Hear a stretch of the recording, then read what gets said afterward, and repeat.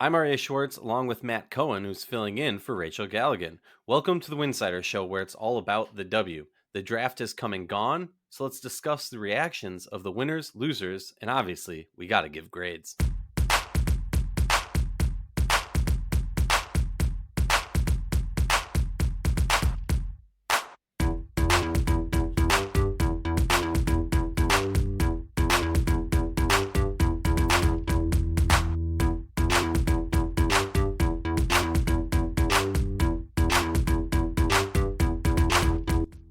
If you like our show, please consider joining our Patreon community, patreon.com/Winsidr for all your needs. For less than a cup of coffee a month, you can directly show support for the hard work we do covering the W. And don't forget to see our amazing staff's written content over at winsidr.com. Again, that's winsidr.com. If you're looking for a fun new way to enjoy the W, join Winsidr on Playback for a creative, fun new way to watch WNBA games. Use the link playback.tv/Winsidr. That's playback.tv/Winsidr. Welcome back to the Winsidr Show. This episode, Rachel's on hiatus, so I've brought in the Winsidr mock draft expert, Matt Cohen, to discuss the draft. It was an interesting one. It was a fun one. If you joined us on Playback, it was one of our best during the offseason, obviously, because it was more WNBA related than the NCAA tournament was. We had some great discussions, some great initial thoughts. We're a few days removed, so we can kind of take a breath of fresh air, let the fumes of the draft kind of settle, and possibly, hopefully, take more of a overview approach on what exactly happened in this draft. But before we do that, let's run down Aryeh's notes of what each team's needs were going into the draft.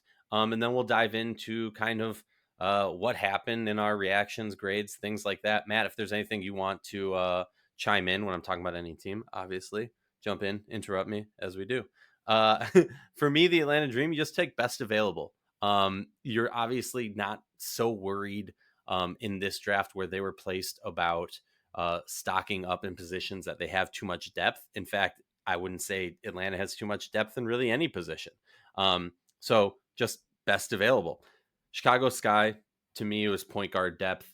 You could also argue maybe some bigs depth, but to me, it was mostly, Courtney Vandersloot's gone. How are you going to fill that need? For me, similarly for the Connecticut Sun, it was point guard depth. We're going to be looking for this team to find. I mean, we already know they have all-star, heck, MVP caliber front court presence. The backcourt is the question with younger players and players who aren't necessarily the most vet savvy, if you were. Dallas Wings, really just shooting. Point guard, sure, but shooting. And if they're going to go for a point guard, someone who doesn't need the ball in their hands. For the Fever, depth. We already know they're going to Leah Boston, but what else can they get?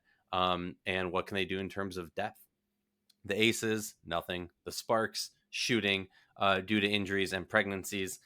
They've lost some of their key shooters coming into this season, as it were. Minnesota, a point guard or a 5. The New York Liberty, nothing. The Mercury, point guard, and that's honestly just because Skylar Diggins-Smith, question mark. Other than that, it's depth, and as always with this team, shooting. You got BG back. You're not worried about in the paint scoring. You need shooting.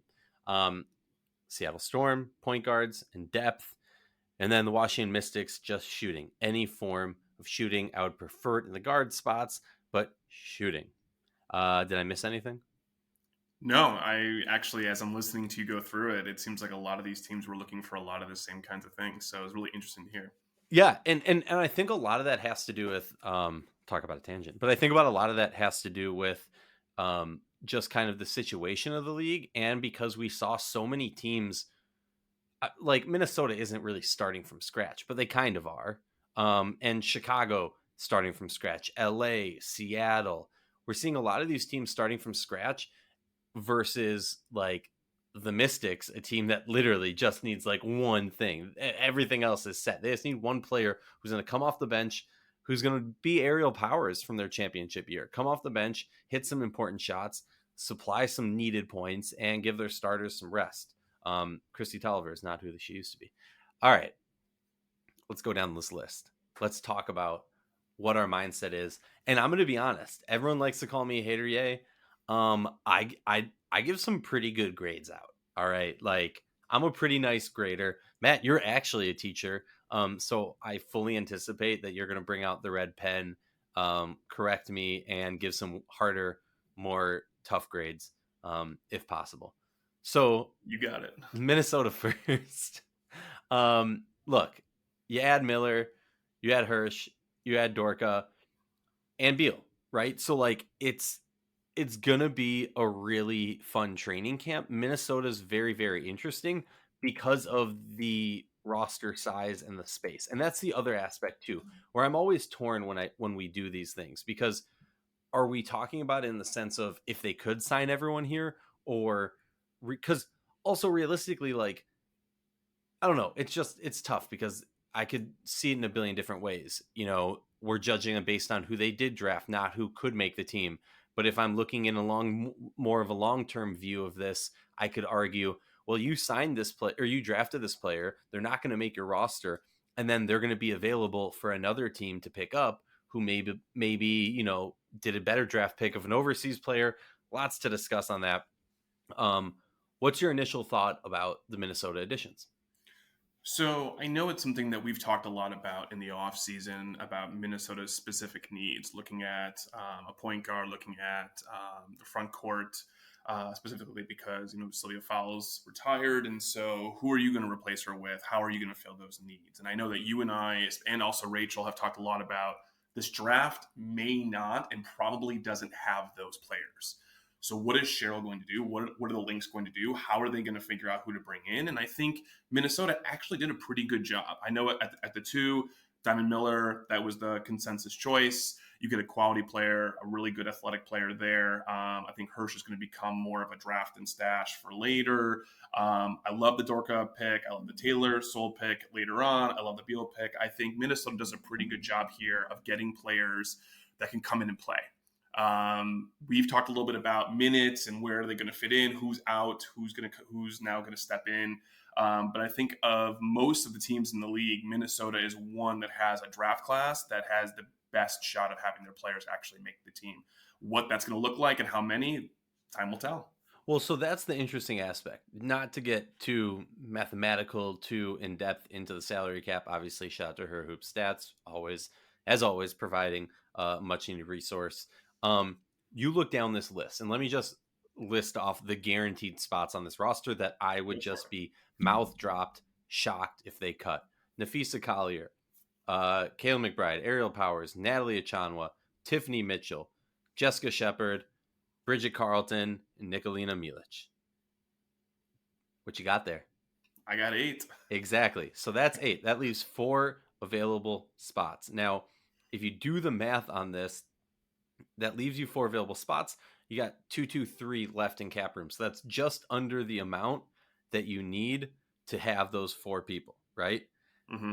And so looking at it, there is the positive of Dorka being later, Beal being later in the draft. That means that their rookie scale contract is going to be slightly smaller. But the reason I bring that up, because like we said, they have 4 available spots. Let me talk to you about a few players who we didn't already mention who are on training camp contracts. That means it's a minimum that does not hit the books until camp is done. All right. Lindsay Allen, Rachel Bannum, Damiris Dantas. That's 3 players. Okay. So either we're in a situation where they only sign one of those rookies, or realistically, some of those people aren't making the team. Now, if you want to say Rachel Bannum, I say, well, Reeve clearly really, really likes her. Also, the same reason Lindsay Allen, I question their ability to be cut. Those are your 2 ball handlers. And I know everyone who's a Lynx fan has heard the Lynx go back and forth about Bannum being ball handler versus off ball. And every year it switches, and every year they say she's better at whatever they're about to play her as, which I think it's all BS, whatever. But either way, those are only 2 players really on roster who can be your primary ball handlers and be actual point guards. So you have to assume at least one of them makes it, which leaves you at 9 players, right? And now you have Beal, you have Dorka, and you have your first round, your number 2 pick in Diamond Miller. So the question in my mind is, can Dorka beat out a Damiris Dantas, and can a Beal somehow provide enough of an offensive spark. We know Banham is a turnstile defensively. So if Beal can really show out in training camp, it's going to be really, really, in my opinion, interesting to kind of see what happens here. For all the reasons listed above, if I'm viewing this from a purely draft, who they drafted, where they drafted, you got to give them, in my mind, an A minus. Somewhere in that realm, at least. Would you agree, disagree? Yeah, I mean, I think that's fair. I think it's going to be interesting to see what happens in training camp. Dorka can be a bit slow. The game can be is going to be definitely be quicker for her. Is she going to be able to keep up? Is she going to be able to make the team? Is she going to be able to make the mid range shots, not just from the outside or at the rim? I think there's a lot of questions right now with this draft class. I think it's a good draft class, as I said, but I think you're right. A minus right now until we see does Cheryl want to win now with some of these vets who have been here, or is she looking to the future and is looking to swap some of them in for some fresh blood? I should also note that depending on what happens with Natalie Achanwa, they might be able to, place a Damaris Dantas as her replacement player or something similar. So keep in mind, there are some ways to finagle it. And as we know, i.e. last year, Reeve will find ways to finagle it to keep the players she wants on a variety of different contracts. For me, Dallas, B minus. I like the additions they made, and I'll let you kind of run down the players they added. But for me, the reason I can't give them an A, I like the additions, but they also were involved in a trade, and I like what they got from the trade, but I also have some issues in giving up that much capital in 2024 and 2025. And part of it also is like, for years you've been stashing capital for draft picks, and now you have one of the best two draft classes back to backs coming up, and you turn away some of that capital. So for me, yes, I like what you brought in. I also don't like what you gave up to bring that in.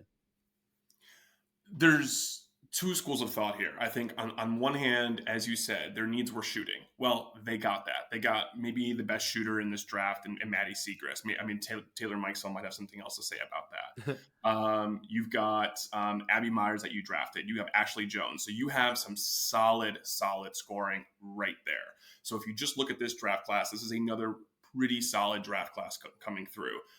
But you're also that second camp here, which is what you mentioned, and a lot of people have been talking about, is the trade. Stephanie Soares, Rachel, shout out to Rachel. She's been on her since way early in the season. She called it. She brought me on the bandwagon. She's been defending it all season long, so shout out to her. She's obviously going to be out probably for the year with rehabbing the knee injury. And so I don't know. I think this hurts Dallas. I think if you look at them potentially who Washington is going to be able to get in the next two drafts, we're not going to know this for a couple of years, obviously. But was that worth going to get a talent like Stephanie Soares? I don't know. She's only played a little bit at the D1 level. She also looked a little bit slow, and the game was a little bit quick for her at times. So Dallas, do they get to shooting? Do they fill those needs? Yes. Was that trade worth it, though? To me, right now, if I had to do instant reaction, I would say I don't like it at all. Washington, of course, does its work, and Mike Thibault does it again. Lulu Lopez Seneschal, great choice. Abby Myers is a reach, I think, a little bit in that first round. I like Paige Robinson late. So yeah, I'm not loving what Dallas has done. I would also add that I like Soares on this team because I think her style fits better with what Dallas is trying to do versus a Tierra McCowan, right? And so I like it in that sense. But again, that's a lot of capital. Granted, that's a possible upside, right? Of if that next year when she comes back healthy, she plugs into a starting role position. But also in my mind, you have to place her in next year's draft because you're not seeing anything. She's not getting any experience to grow her. She can grow her game and learn from the players and blah, blah, blah, but she's not getting game experience. So she's still going to be a rookie next year, similar to Sably in New York. So for me, that's kind of the give take. I, again, like it, but whatever. So Seattle, let's talk Seattle. I guess Horston's is the whole thing. I mean, for me, I've been going back and forth on this, and it's been a hot topic in Winsidr Slack. And I'll kind of lay out the different schools of thought. She has a size component at a wing position that they don't necessarily have already on this roster. That said, they do have wings on this roster. Now, is Kia Nurse your end all be all solution? No. Is Horson gonna have to fight in camp to make the spot? Yes. Is it going to be a guaranteed spot? No, but is it a spot that you can get? Yes. I think she makes the roster, no question. My concern is more of a question of what style of play. And I want to give props to Miles Ehrlich on this because I was going back and forth on Chris on whether or not I agree with this. And he had a good point, which I think is totally fair. We don't know what style Seattle's going to be playing this year because we haven't seen this team with just Jewel Lloyd and no Brianna Stewart since that one year that Stewie was injured. And so we look at it and we kind of go, what are we getting here? And what style of play? And I think that's going to have more of an impact on how many minutes she gets. My thing and the reason why I give them a B plus or sorry, B minus or a C plus is because to me, the clear need was a point guard. They've been trying to find a point guard who can take on the torch from Sue Bird. Obviously, that's not an easy thing to do. I think Cook could have been that, or at least like in my mind, this is a draft that you gamble on. Horson's 3-point shooting and driving ability is the eye opener, right? And I would rather have more of those drives have Jewel Lloyd or Ezzy's hands on the ball. That's just my personal take, and that's why I have some concerns about this move. Would have gone with Cook because I think that was a good solution for the point guard position. But I also feel like Gabby Williams does come back at some point because I know she has a strong connection to Seattle, and Seattle's been vocal about letting her play her international competition and all that stuff. So what's your thoughts on Seattle? So first, shout out to Dulcie Fanka Mengiadu getting drafted later in the draft. Quality player in college. I think it's a good get for Seattle a little bit later. With that out of the way, of course, want to make sure I acknowledge that. I think the most polarizing player drafted in this draft, from everything I've seen, everything I'm thinking about it, is Jordan Horston. I think I'm a lot in your camp on this. I mean, Seattle didn't even interview her before the draft, so it's clear that they didn't think she was going to drop. She drops, they take her. I don't blame them for taking her. A player like that who drops that far when everyone had her 2 through 5 somewhere in that range, I get it. Seattle got to make that move if this is the kind of player you think.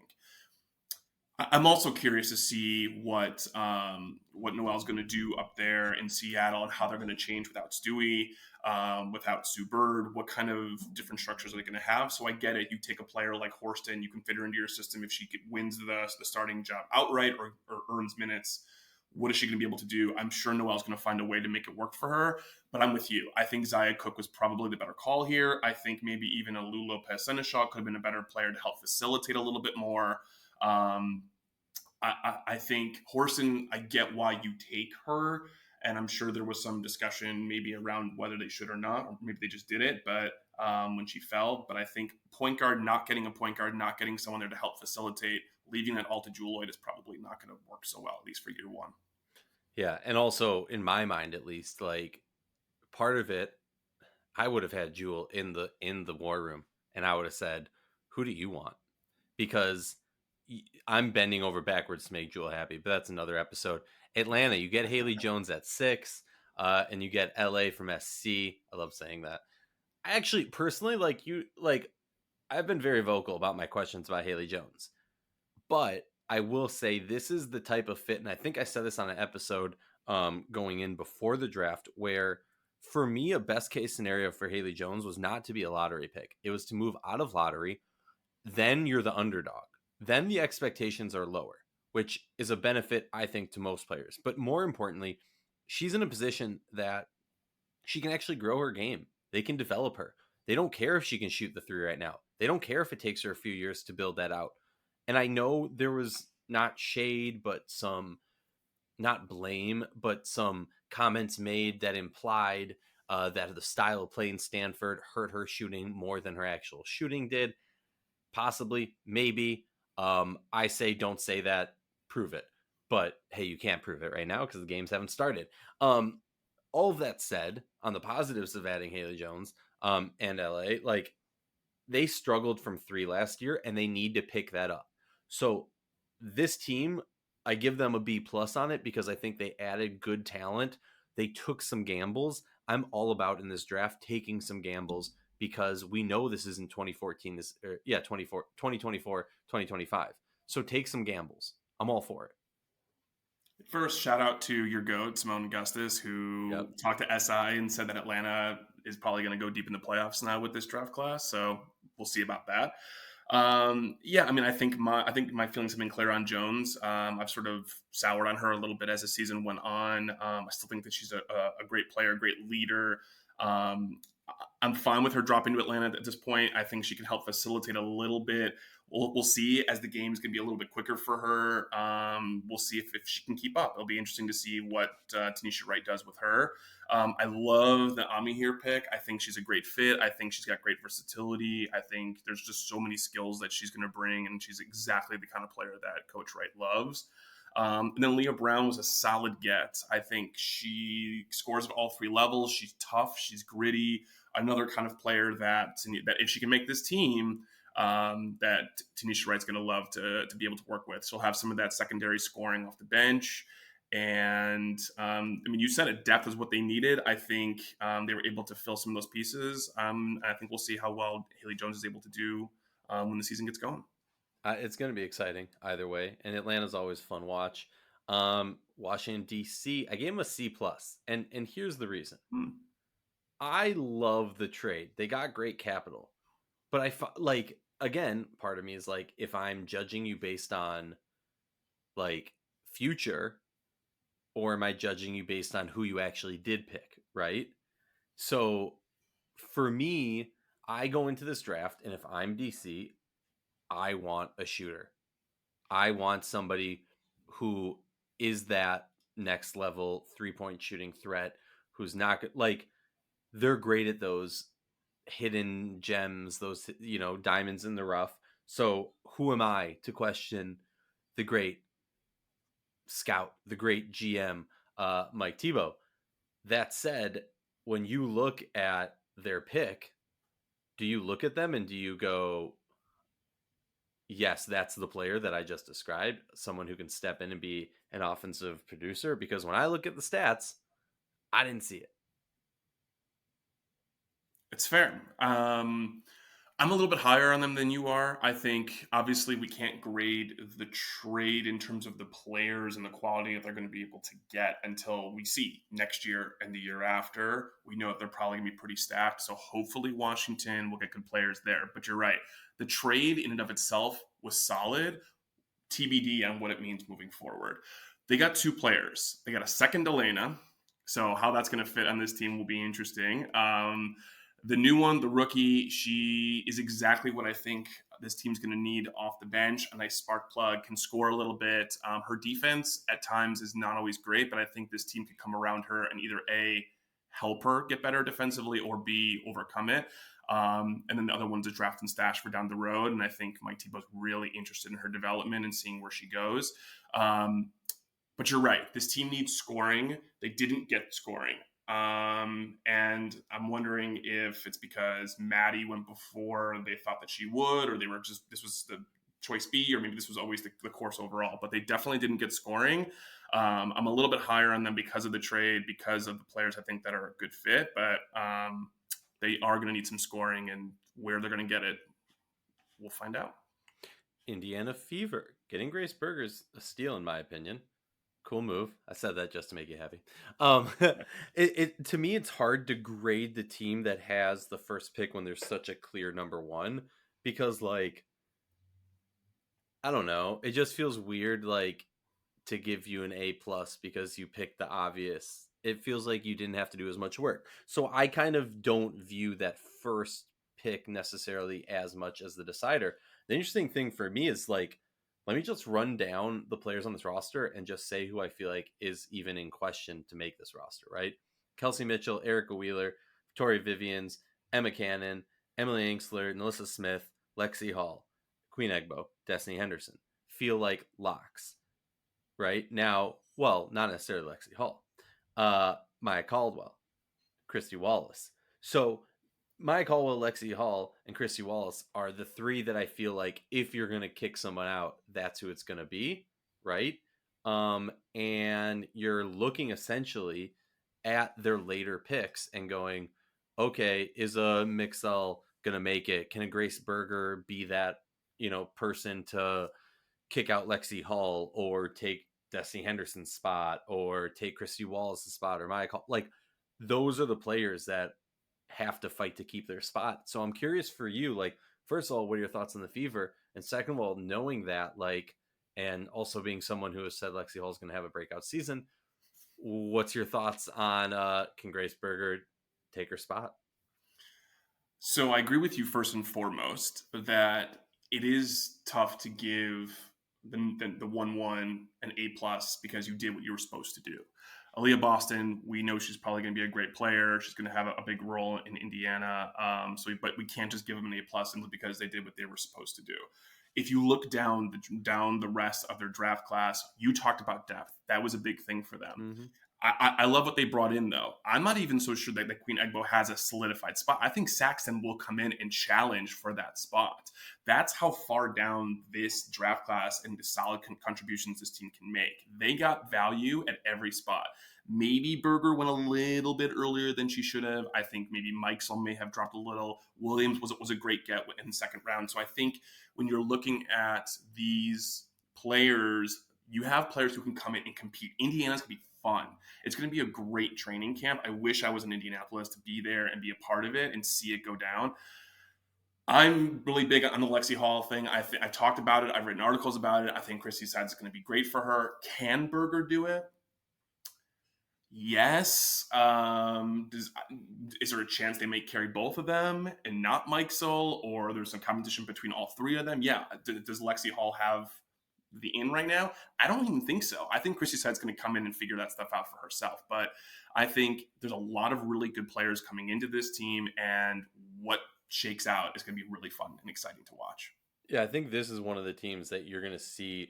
Maybe, I mean, look, you're also talking about Burnett Hattar. Like, you're also talking about Renaya Davis. There's questions about, like, in most teams, it's a really depressing draft. Like, it's exciting on draft night, but if you look like one day later, it gets really depressing. Just in the sense of like, well, none of these people can make a roster. Indiana is like, if there's going to be a season that the WNBA starts doing a WNBA Hard Knocks training camp, like live movie, reality TV, whatever, Mm-hmm. it's Indiana, and it's this season because there's so more. I mean, more so. You have a new coach. This isn't Minnesota where you're like, oh, they're gonna go old, they're gonna go new. But you have Reeve, who has continuously shown she likes to go old, even though again this year she's saying doors are open. This is a new coach. You don't know what Chrissy Sides wants. This team, the doors are open. Shameless plug. Check out the podcast when Rachel and I had Chrissy Sides on the show. Great talking, great information, and might give you a little bit of insight. Might give you a little bit of insight into what she's planning on doing in training camp and to fill out this roster. The last five teams are pretty easy. The Sun is the last true grade team. I give them a B. They went out, they got a player that I felt they needed some that was a position of need. I like the move. You also get Prechtel, who, me, very biasly pro redhead. Uh, Obviously, I'm all for Prechtel making this team. I don't know necessarily, the odds are not good, realistically. Really, really not good for anybody who's not playing guard position. So Prechtel, get your handles right. But I hope Prechtel has a future in this league. Mostly because we need more redheads in this league. And she can, like, honestly, I remember a few years back, and you know me, I love to just find a random redhead on a random team and just ride or die for them. Prechtel was that player a few years back, and we never forget. We don't forget. Thoughts on Connecticut? Well, one, yes, I hope for your sake, my friend, that Prechtel can find her way into the league. I don't think it's going to be in Connecticut. Her shooting, the one thing that she was supposed to be able to do at Stanford is stretch the floor. Her 3-point shooting went down the last few years. I think the game is just at a different level for her. I really hope she can make this team, but I think you're right. I think it'll be somewhere else. Morris, we saw what she did in the tournament. I think it's a great get for Connecticut. I think it's a little bit of a steal. How she develops in training camp will be key for them and the success that Connecticut has. They're sort of a little bit of that dark horse-ish contender to compete a little bit against Vegas and New York. So it'll be interesting to see how Morris develops and what kind of time that she's able to get up there with another brand new coach as well. So it should be a fun training camp in Connecticut. So for Vegas, Phoenix, Chicago, New York, I just have pass fail. I don't think you don't get a grade at that point. Vegas, I give them a pass. You got Mrs. Irrelevant. What do they call it in the NFL? Mr. Irrelevant. You got the last pick in the draft. Likelihood of making a team not great. Forget it. Like, I'm not even talking about if you're 36 person drafted. I'm talking about anywhere in this draft besides Leah Boston. So interesting move. Thoughts on that? I mean, that's a side of the ball that I like them adding depth to. If she can make a roster, doubtful, but hey, shout out to Alabama. Not a lot of players making the draft from Alabama, so Yeah, it was great to see someone from Alabama make or be selected in the draft. Love to see that. Love to see more teams getting repped. Yeah, I mean, this is Vegas. We know the roster. We know the depth that they have. We know who's likely actually to be playing come meaningful minutes and meaningful games as the season wears on. We know what Becky Hammond did last season. We know they are the champs. They are defending champs. They are still a great contender for that position this year. A player like Davis, especially being drafted last, probably isn't going to make this team, nor even if she did, would get a lot of minutes. So, yeah, it's really negligible. um talking about another team that's pass fail from my perspective, Phoenix Mercury. Am I kind of a jerk? I don't know. I'm giving fail because to me, they're adding depth in the wrong spot. Maybe I'm putting too much weight in the whole Skylar Diggins Smith thing. I know that they don't have the greatest amount of depth, but you do have Onyenwere, you got Gustafson, you got Turner, you got BG, and you did add Kylie Shook. So, like, for me, it's more of a question because you have such a solid starting lineup and you have somewhat of a flex with Gustafson and Onyenwere. Like, to me, it's just as simple as, like, you added players that wasn't on the side of the ball that I would have liked to see it on. So if I got to pick, I'm going to say fail. Maybe it's harsh. Maybe it's not. What do you think? Yeah, I mean, the only one I'm really focusing on here is Destiny Harden. I know she had a big tournament also, and can score tough, gritty, a lot of that same Leah Brown mold in that way. So she might add some shooting to this. I like that they got some of that, but again, I don't see her being the starting facilitator for this team, especially with Skylar out. Maybe this is just who was available to them. Maybe they had her eye on her from the get, but I feel like it's more of an incomplete of like, okay, great, but what does this really? Where does this really Yeah, move I the guess needle for you? incomplete would have been better, Yeah, but I'm just a jerk who likes to fail people. you're a Um, hater, eh? hey, there you go. Had to get it in once. Chicago Sky, pass fail. Pass. They added depth and possibly the newest Alicia Clark. If you get that, you get that. Any I love thoughts? that.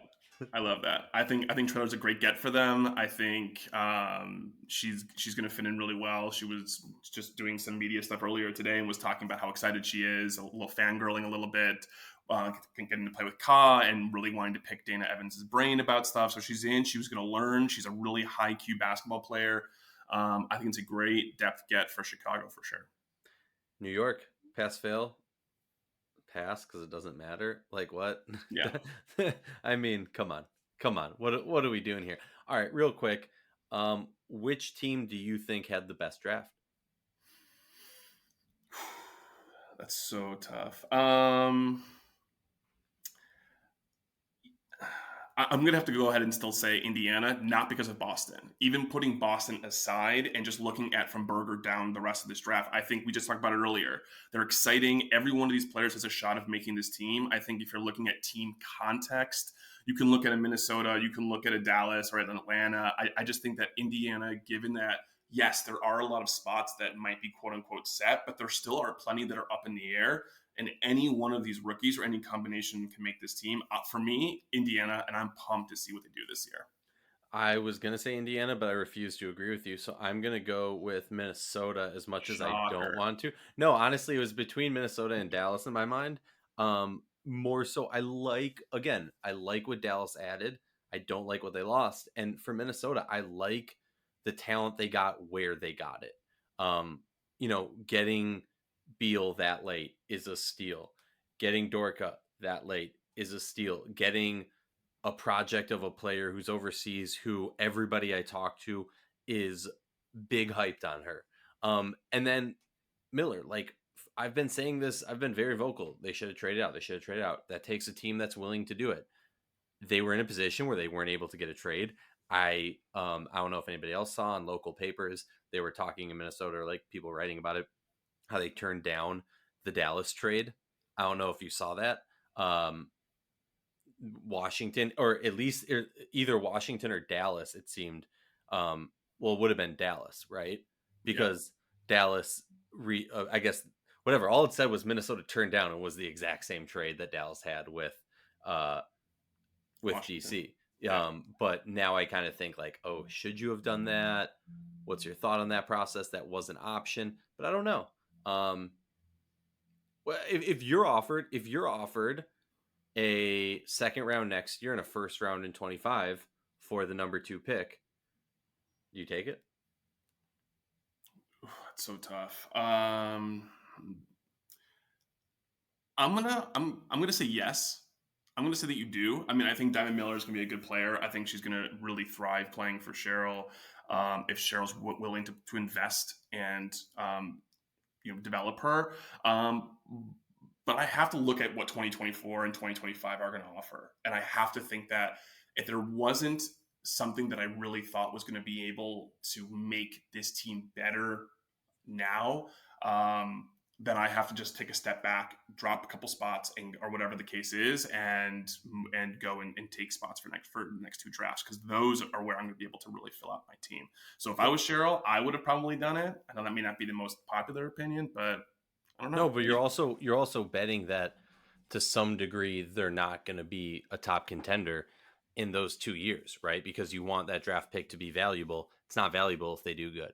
Um, But hey, there's so much more we can debate, discuss when it comes to this draft. It'll be exciting. I'm excited to kind of touch base again once we get into camp and we start to see the guillotine starts dropping, and we'll see where these teams truly stand. Appreciate you as always for a last minute call, chatting WNBA draft and filling in for Rachel. Matt, remind the folks where they can follow your writing Sure. You can follow me at winsidr.com and on Twitter at Matt_Cohen, WBB. for women's basketball. And we'll be back next time.